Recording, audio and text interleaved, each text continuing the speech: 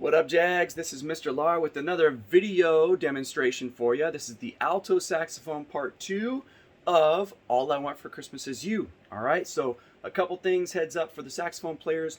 Your key signature, you always check your key signature before you play a piece. You've got not one but two sharps, all right? All of your Fs, first off, are going to be F sharps. That's second finger F. All of your C's are going to be C sharp through the entire thing. That is the lick mono hands note. You got to remember that all of your C's are no buttons pressed down for that one, okay? You also have some other accidentals to look out for, which is at measure 12. You have your first one, which is B flat.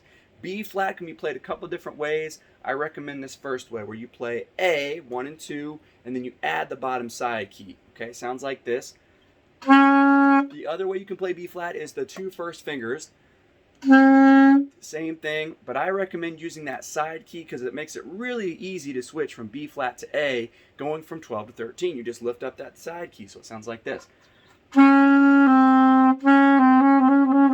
Really easy switch, okay? Watch out for when they make it natural, though, also. It's actually 2 bars later, in measure 15, they make it switch from B natural to B flat, which you got to put 2 keys down for to get to the B flat, okay? Also, be ready for the main melody at 25. That's your time to shine with the French horns. Just the altos and the French horns have the main melody there. So it should sound like this. You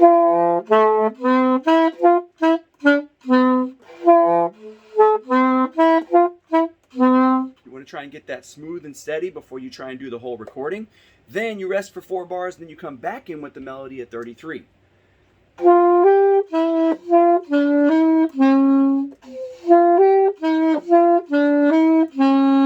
Be ready for that before you start the whole thing, okay?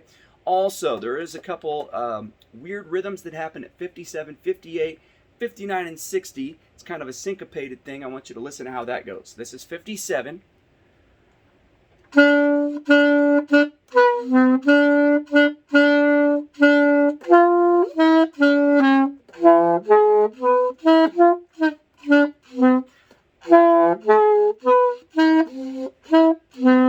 Got to be ready to jump back into the melody there, okay?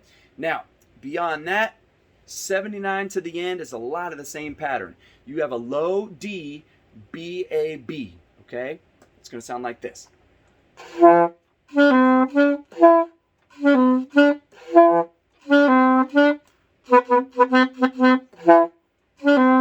And so on, okay? If the low D doesn't speak for you right away, just keep going. Don't let it stop you. Even if you just miss 1 or 2 notes, don't let that be the reason that you stop the recording and then start all over. In fact, I want you to plan on doing at least 3 or 4 takes where you just try the entire song all the way through, no stopping, even if you mess up, okay? Because you never know, you might actually have your best take on your first or second try.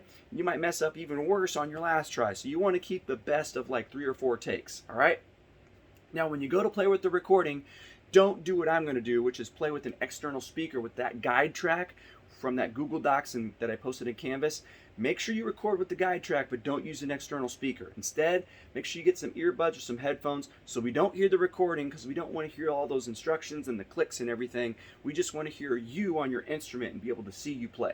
Okay, so we're going to try this all the way through. Make sure you get the clap at the beginning. That's really important, and then we'll continue on from there. All right, the first thing we're going to do is line up our audio and video with a clap. You'll hear 1 measure of metronome, you'll hear me count you in, and then we're going to clap together on beat 1. Make sure that your hands are very visible in the video and that you're clapping right in time. Here we go. And 1, 2, ready, and clap. All right, if you missed it, go ahead and restart the video and try again. Now let's get ready to perform. Make sure that your head, shoulders, and instrument are clearly visible. You're going to hear 1 measure of metronome, 1 measure of count off, and then we're in at the beginning of All I Want for Christmas Is You. Here we go. And 1, 2, ready, play.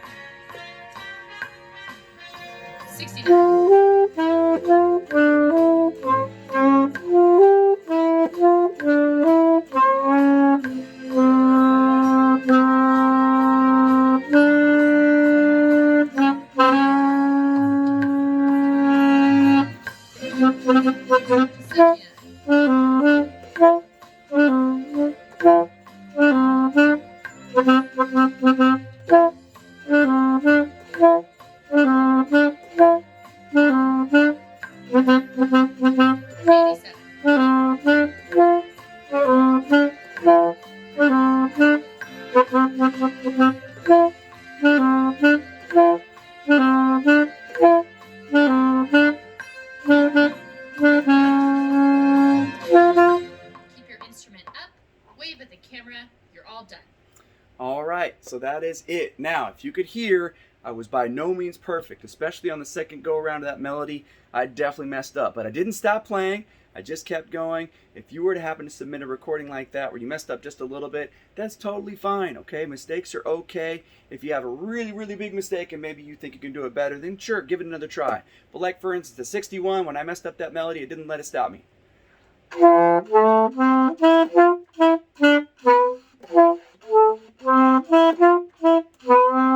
Even if the notes aren't speaking right away for you, don't let that slow you down or stop you, okay?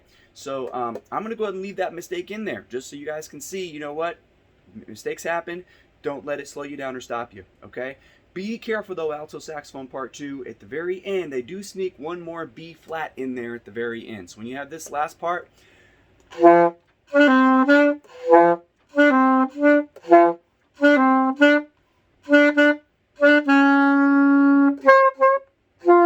I land on the G correctly, okay? So best of luck to you guys. Give it your best try, and I'll catch you on the next one.